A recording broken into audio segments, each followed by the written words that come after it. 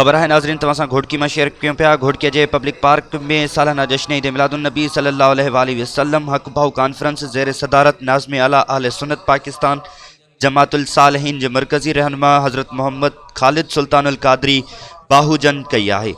मुल्क के मशहूर नात ख़्वाननि नात शरीफ पढ़ी प्रोग्राम में आयल आशिकान रसूल सल्लल्लाहु अलैहि वसल्लम के जुमाए छड़ियो है।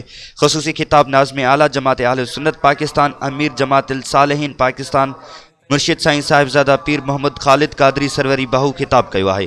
साईं जन मिलाद शरीफ में बिनी जहानन के सरदार मोहम्मद हज़रत सल्लल्लाहु अलैहि वसल्लम जन जो शान बयान किया है। पीरन के पीर सैदना शेख अल क़ादिर जिलानी साईं जन सिंध के घोट शाह अब्दुल लतीफ़ भिटाई रहमतुल्लाह अलैह घोटकी के बुजुर्ग सैयद गोस मोहम्मद शाह जिलानी रहमतुल्लाह जन की ज़िंदगी ते रोशनी विधी है। प्रोग्राम में मेहमानन पीर ऑफ लोहे साहिबान सैयद इमामदीन शाह जिलानी सैयद एयाज हुसैन शाह जिलानी सैयद अब्दुल रहीम शाह जिलानी मुफ्ती अब्दुल करीम सईदी उस्ताद अब्दुल हलीम सईदी और सिंध के मशहूर नात ख़्वानन अरशद अली जुल्फ़कार अली सुल्तानी सुल्तानी शुएब अहमद सुमरो नातूं पढ़ी आशिकाने रसूल के झुमायो है।